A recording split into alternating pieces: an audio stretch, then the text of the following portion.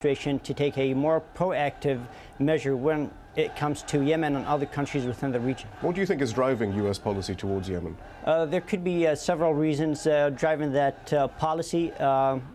Primarily, they want a very strong relationship with Yemen, primarily because of the issues with what they believe to be al-Qaeda influence, as well as other potential issues that could spread out to the Gulf region. But are those concerns of the administration not founded? They're very well founded, but I believe that if they take a strong stance with the people of Yemen as well as the population on the Arab streets, it would give them better credibility than taking the sides of the dictators within that region. But PJ Crowley there, the State Department spokesman, saying this is all part of the give and take. It's a public discussion. We're just supporting that discussion. What do you think? It's only a give and take between political leaders, and the issue here is not between opposition and political leaders. It should be a give and take between the people and the people that represent them. Unfortunately, in the Middle East, the leaders there believe that they exist for the people to serve them and not the other way around. It should be a give and take between the people and the leaders of those nations. So, I mean, President Obama was pushed last week on what the Obama doctrine for the Middle East was, and he made 2 points. 1, no violence against citizens. 2, we stand for freedom and democracy. When it comes to Yemen, how is Obama keeping to his doctrine, would you say? I think right now that he's probably adopting a priority tactic, and it's going to be based on what goes on in the streets and how the situation escalates. It's the same policy that was adopted towards Egypt and Libya in the beginning and Yemen right now, which is why he needs to take a more proactive, preventive approach and not wait for President Saleh to kill more innocent civilians. There are deaths in Yemen. They're not as magnified as Libya, but we don't want to get to that point. We want to try to influence people with power. You think he does have influence? He can actually do something here as opposed to in Libya? The world's most powerful country in the world does have influence. Thank you very much. Thank you.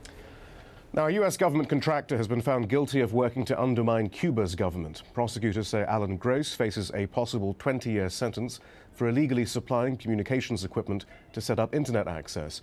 It's a controversial U.S.-funded program aimed at promoting political change in Cuba.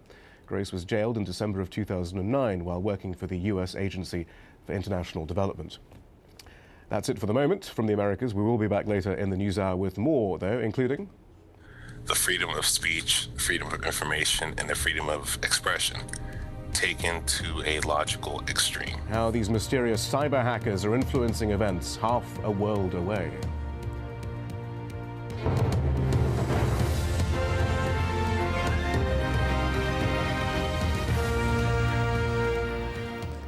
Egypt's Prime Minister Essam Sharaf has appointed a new interior minister. According to the Prime Minister's Facebook page, General Mansour El Asawi is a former director of security, will take over the new cabinet position. The Prime Minister is also expected to appoint former Judge Nabil El Arabi as the new foreign minister. Now, the new appointments come after angry protesters stormed the state security building in Cairo and Alexandria on Saturday. They say the officials are trying to destroy sensitive documents. Shirin Tadros has more. First came the ousting, and now comes the justice. Habib al-Adli, Egypt's former interior minister, mobbed by demonstrators shouting, "Execute him," as he was leaving court. Al-Adli is on trial for money laundering and profiteering. But people here want to see him tried for ordering the police to open fire on protesters during the revolution. And that's not all. This man says Al-Adli is responsible for setting prisoners free and deliberately causing chaos during the protests. This woman tells us it's not just Al-Adli, but all corrupt Interior Ministry officials who have policed with an iron fist that should stand trial. For over 10 years, Habib al-Adli was the face of one of the most hated institutions here, the Interior Ministry, as well as the security apparatus that came under its command. People are still asking for that security apparatus to be dismantled. Outside state security headquarters in Cairo, that's exactly what was happening. Protesters demanding police forces leave the streets and a complete restructure of the security services. They claim now officials are going on trial. Police officers are burning and shredding any documents which could incriminate them and their bosses in the future. They're burning all the papers behind this wall, and that's why some of us went inside and took the papers that they haven't completely burnt yet. And we're showing this evidence to the army. Similar scenes were witnessed in the port city of Alexandria late Friday as police clashed with demonstrators outside a security building, injuring several people.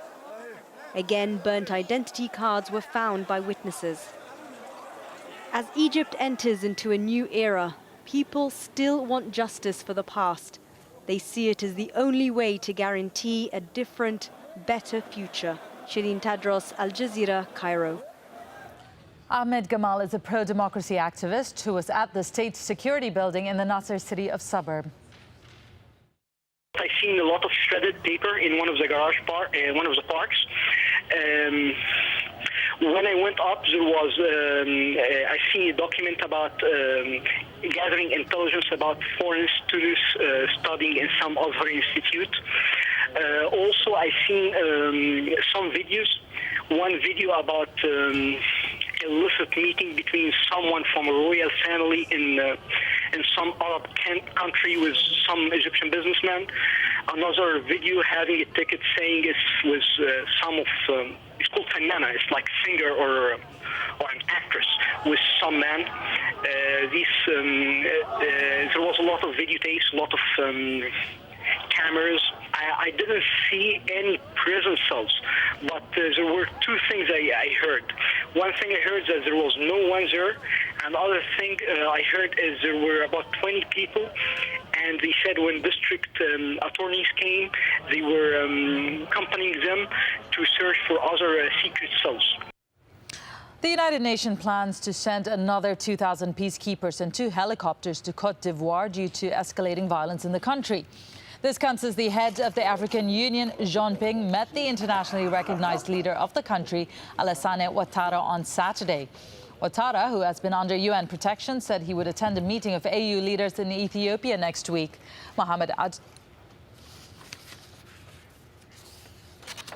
Well, at least 30,000 more refugees have fled Côte d'Ivoire to neighboring Liberia since February. That's according to Tim Irwin, who is from the UN Refugee Agency. My colleague Anand Naidu asked him what the UN is doing to help the refugees. We're working with local groups, particularly in the commercial hub of Abidjan, where, as you say, there are about 200,000 people who have been displaced by this recent escalation in fighting. Now, many of them have moved to other areas which they consider to be safer. They found shelter with friends and relatives, but there's a really substantial number, maybe 50,000 or so, who are living in buildings and churches, and they're totally stranded. We know of a group of people who are caught up in a church. They don't have food, they don't have water, access to sanitation, and we really call on the combatants in this situation to allow the civilians to leave the area, to go free, and to seek safety in other parts of the area. Now, of course, there is fighting going on there, and there are these high numbers of people who are internally displaced. Are you managing to get access to people there? Within Abidjan, it's very, very difficult. There's a certain amount of anti-UN sentiment, which makes it difficult and dangerous for us to go in. We are